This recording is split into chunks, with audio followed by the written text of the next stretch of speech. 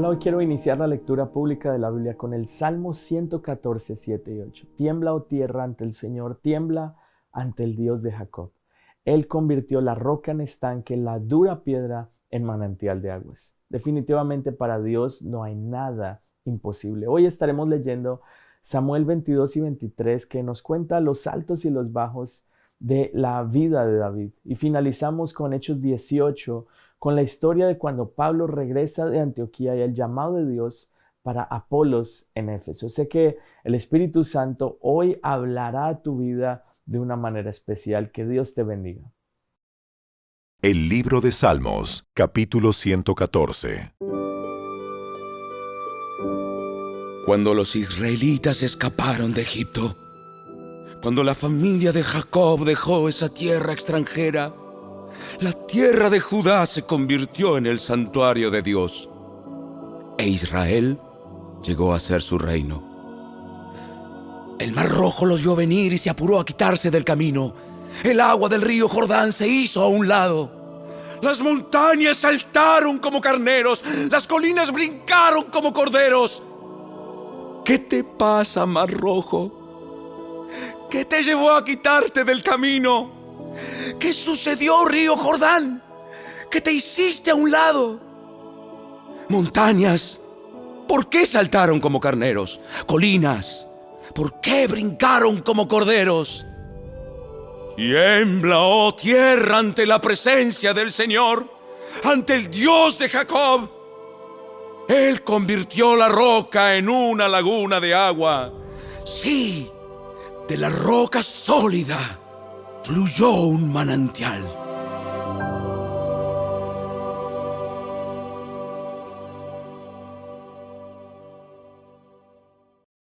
El segundo libro de Samuel, capítulo 22. El camino de Dios es perfecto. Todas las promesas del Señor demuestran ser verdaderas. Él es escudo para todos los que buscan su protección. Pues, ¿quién es Dios aparte del Señor? ¿Quién más que nuestro Dios es una roca sólida? Dios es mi fortaleza firme y hace perfecto mi camino. Me hace andar tan seguro como un ciervo, para que pueda pararme en las alturas de las montañas. Entrena mis manos para la batalla. Fortalece mi brazo para tensar un arco de bronce. Me has dado tu escudo de victoria. Tu ayuda me ha engrandecido. Has trazado un camino ancho para mis pies, a fin de evitar que resbalen. Perseguí a mis enemigos y los destruí. No paré hasta verlos derrotados. Los consumí. Los herí de muerte para que no pudieran levantarse. Cayeron debajo de mis pies. Me has armado de fuerza para la batalla. Has sometido a mis enemigos debajo de mis pies. Pusiste mi pie sobre su cuello. Destruí a todos los que me odiaban. Buscaron ayuda, pero nadie fue a rescatarlos. Hasta clamaron al Señor, pero Él se negó a responder. Los molí tan fino como el polvo de la tierra. Los pisoteé en la cuneta como lodo. Me diste la victoria sobre los que me acusaban. Me preservaste como gobernante de naciones. Ahora me sirve gente que ni siquiera conozco. Naciones extranjeras se arrastran ante mí. En cuanto oyen hablar de mí, se rinden. Todas pierden el valor y salen temblando de sus fortalezas. El Señor vive. Alabanzas a mi roca. Exaltado sea Dios, la roca de mi salvación. Él es el Dios que da su merecido a los que me dañan. Él derriba a las naciones y las pone bajo mi control, y me libra de mis enemigos. Tú me mantienes seguro, lejos del alcance de mis enemigos. Me salvas de violentos oponentes. Por eso, oh Señor, te alabaré entre las naciones. Cantaré alabanzas a tu nombre. Le das grandes victorias a tu rey. Le muestras inagotable amor a tu ungido, a David y a todos sus descendientes para siempre.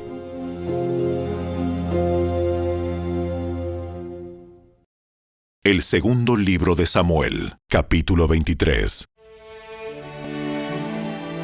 Estas son las últimas palabras de David. David, hijo de Isaí. David, el hombre que fue elevado tan alto. David, el hombre ungido por el Dios de Jacob. David, el dulce salmista de Israel, declara: el Espíritu del Señor habla por medio de mí. Sus palabras están en mi lengua. El Dios de Israel habló. La roca de Israel me dijo: el que gobierna con justicia y gobierna en el temor de Dios es como la luz de la mañana al amanecer, como una mañana sin nubes, como el brillar del sol sobre la hierba nueva después de la lluvia. ¿Acaso no es a mi familia que Dios ha elegido? Sí, ha hecho un pacto eterno conmigo. Su pacto está arreglado y asegurado hasta el último detalle. Él garantizará mi seguridad y mi éxito. Pero los que no conocen a Dios son como espinos que se desechan, porque desgarran la mano que los toca. Se deben usar herramientas de hierro para cortarlos. Serán completamente consumidos por fuego. Estos son los nombres de los guerreros más valientes de David. El primero era Jasobeam, el acmonita, quien era el líder de los tres guerreros más valientes entre los hombres de David. Una vez utilizó su lanza para matar a 800 guerreros enemigos en una sola batalla. El siguiente en rango entre los tres era Eleazar, hijo de Dodai, un descendiente de Ahoa. Una vez, Eleazar y David juntos les hicieron frente a los filisteos cuando todo el ejército israelita había huido. Siguió matando a filisteos hasta que se le cansó la mano para levantar su espada, y ese día el Señor le dio una gran victoria. El resto del ejército regresó recién a la hora de recoger el botín. El siguiente en rango era Sama, hijo de Age de Arar. Cierta vez, los filisteos se reunieron en Lei y atacaron a los israelitas en un campo lleno de lentejas. El ejército israelita huyó, pero Sama no cedió terreno en medio del campo e hizo retroceder a los filisteos. Así que el Señor le dio una gran victoria. Cierta vez, durante la cosecha, cuando David estaba en la cueva de Adulam, el ejército filisteo estaba acampado en el valle de Refaim. Los tres, que formaban parte de los 30, un grupo selecto entre los hombres de guerra de David, descendieron a la cueva para encontrarse con él. En aquel tiempo, David se alojaba en la fortaleza y un destacamento filisteo había ocupado la ciudad de Belén. David les comentó a sus hombres un vivo deseo. Cómo me gustaría tomar un poco de esa buena agua del pozo que está junto a la puerta de Belén. Entonces los tres atravesaron las líneas filisteas, sacaron agua del pozo junto a la puerta de Belén y se la llevaron a David. Pero David rehusó tomarla. En cambio la derramó como ofrenda al Señor. No permita el Señor que la beba. Esta agua es tan preciosa como la sangre de estos hombres que arriesgaron la vida para traérmela. De manera que David no la tomó. Estos son ejemplos de las hazañas de los tres. Abisai, hijo de Sarbia, hermano de Joab, era el líder de los 30. En una ocasión usó su lanza para matar a 300 guerreros enemigos en una sola batalla. Fue por hazañas como esta que se hizo tan famoso como los tres. Abisai era el comandante y el más famoso de los 30, aunque no era uno de los tres. Estaba también Benaía, hijo de Joiada, un valiente guerrero de Cabseel, quien hizo muchas proezas heroicas, entre ellas mató a 2 campeones de Moab. En otra ocasión, en un día de mucha nieve, Benaía persiguió a un león hasta un hoyo y lo mató. Otra vez, armado solamente con un palo, mató a un imponente guerrero egipcio que estaba armado con una lanza. Benaía arrebató la lanza de la mano del egipcio y lo mató con ella. Hazañas como estas hicieron a Benaía tan famoso como los tres, los guerreros más valientes.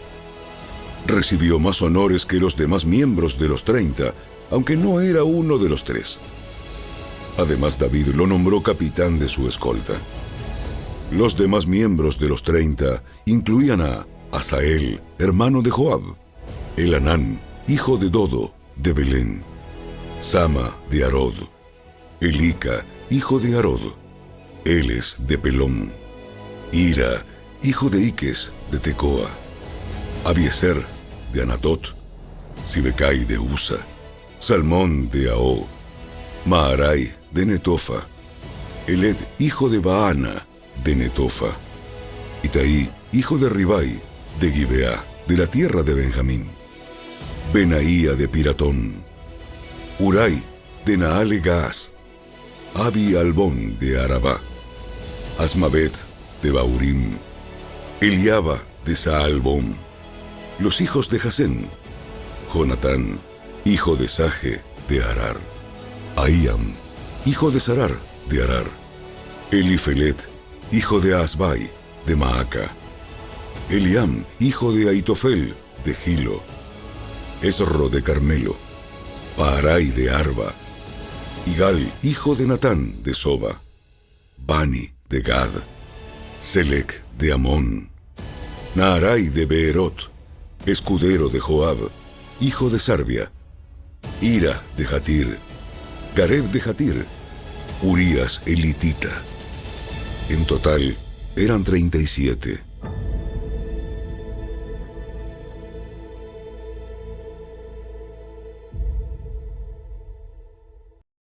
El segundo libro de Samuel, capítulo 24. Una vez más, el enojo del Señor ardió contra Israel y provocó que David les hiciera daño al levantar un censo. Ve y cuenta a las personas de Israel y Judá. Entonces el rey les dijo a Joab y a los comandantes del ejército: Hagan un censo de todas las tribus de Israel, desde Dan en el norte hasta Beerseba en el sur, para que yo sepa cuánta gente hay.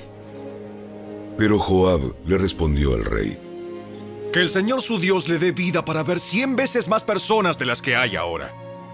Pero ¿por qué, mi señor el rey, quiere usted hacer tal cosa? Sin embargo, el rey insistió en que levantaran el censo, así que Joab y los comandantes del ejército salieron y contaron al pueblo de Israel. Primero cruzaron el Jordán y acamparon en Aroer, al sur de la ciudad en el valle, en dirección a Gad. Luego fueron a Jazer, después a Galaad, en la tierra de Tatim-Otsi, y a Danjaan, y hasta Sidón. Luego llegaron a la fortaleza de Tiro y a todas las ciudades de los heveos y los cananeos. Finalmente fueron al sur de Judá, aún hasta Beerseba. Habiendo recorrido toda la tierra durante 9 meses y 20 días, regresaron a Jerusalén. Joab informó el número de personas al rey. Había en Israel 800,000 guerreros competentes que podían manejar una espada, y además 500,000 en Judá. Pero después de haber levantado el censo, a David le comenzó a remorder la conciencia y le dijo al Señor: He pecado grandemente por haber hecho este censo.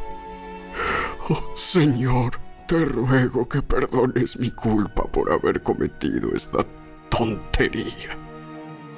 A la mañana siguiente, la palabra del Señor vino al profeta Gad, quien era el vidente de David, y le dio este mensaje. Ve y dile a David: esto dice el Señor. Te doy 3 opciones. Escoge uno de estos castigos y yo te lo impondré. De modo que Gad fue a ver a David y le preguntó: ¿Vas a elegir 3 años de hambre en toda la tierra? ¿O 3 meses de huir de tus enemigos? ¿O 3 días de una terrible plaga por todo el país? Piénsalo bien y decide qué respuesta debo darle al Señor, quien me envió. Estoy en una situación desesperada. Mejor que caigamos nosotros en las manos del Señor, porque su misericordia es grande, y que no caiga yo en manos humanas. Por lo tanto, el Señor mandó una plaga sobre Israel esa mañana que duró 3 días. Un total de 70,000 personas murieron en toda la nación, desde Dan en el norte hasta Beerseba en el sur.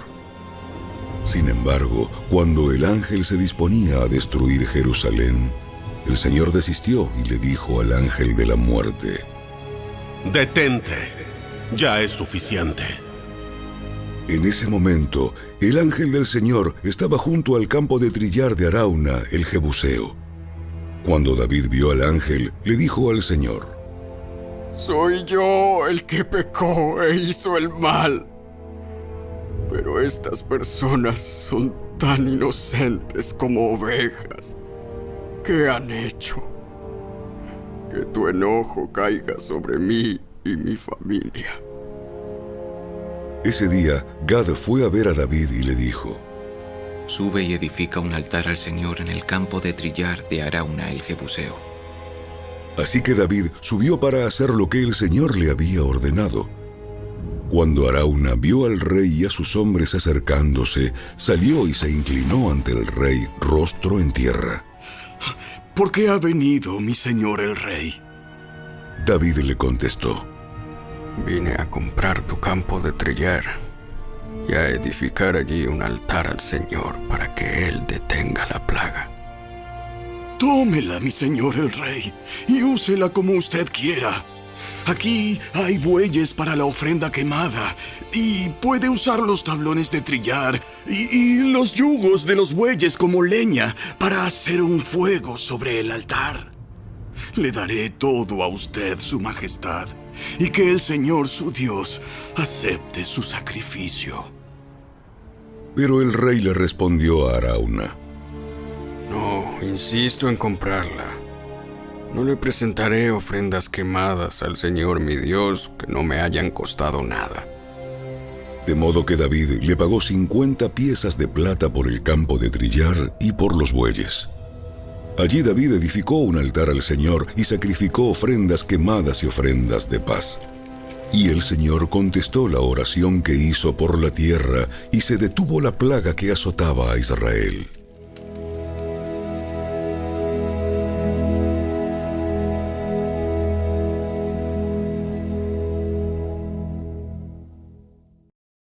Los Hechos de los Apóstoles, capítulo 18. Después Pablo se quedó en Corinto un tiempo más. Luego se despidió de los hermanos y fue a Cencrea, que quedaba cerca. Allí se rapó la cabeza según la costumbre judía en señal de haber cumplido un voto. Después se embarcó hacia Siria y llevó a Priscila y a Aquila con él. Primero se detuvieron en el puerto de Éfeso, donde Pablo dejó a los demás. Mientras estuvo en Éfeso, fue a la sinagoga para razonar con los judíos. Le pidieron que se quedara más tiempo, pero él se negó. Al irse, sin embargo, dijo: Si Dios quiere, regresaré. Entonces zarpó de Éfeso. La siguiente parada fue en el puerto de Cesarea. De allí subió y visitó a la iglesia de Jerusalén y luego regresó a Antioquía. Después de pasar un tiempo en Antioquía, Pablo regresó por Galacia y Frigia, donde visitó y fortaleció a todos los creyentes. Mientras tanto, un judío llamado Apolos, un orador elocuente que conocía bien las Escrituras, llegó a Éfeso, desde la ciudad de Alejandría en Egipto. Había recibido enseñanza en el camino del Señor y les enseñó a otros acerca de Jesús con espíritu entusiasta, con precisión. Sin embargo, él solo sabía acerca del bautismo de Juan. Cuando Priscila y Aquila lo escucharon predicar con valentía en la sinagoga, lo llevaron aparte y le explicaron el camino de Dios con aún más precisión. Apolos pensaba ir a Acaya, y los hermanos de Éfeso lo animaron para que fuera. Les escribieron a los creyentes de Acaya para pedirles que lo recibieran. Cuando Apolos llegó, resultó ser de gran beneficio para los que, por la gracia de Dios, habían creído. Refutaba a los judíos en debates públicos con argumentos poderosos. Usando las Escrituras, les explicaba que Jesús es el Mesías.